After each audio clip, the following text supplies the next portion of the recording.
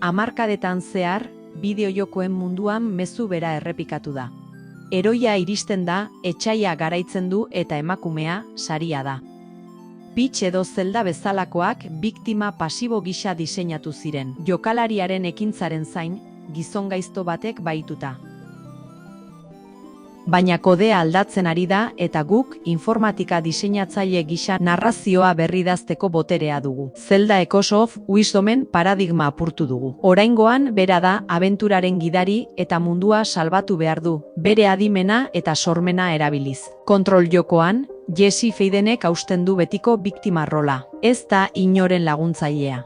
Emakumeak ez dira jada elementu pasiboak, baizik eta kodearen eta ekintzaren jabeak. Oraindik ere, diseinu askotan sexualizazio zantzuak eta ezaugarri fisiko esageratuak aurkitzen ditugu. Informatikari gisa guk idazten ditugu mundu horien arauak. Hauek gure sistemaren barruan gainditu beharreko erroreak dira. GJH, 5. helburuak berdintasuna eskatzen du.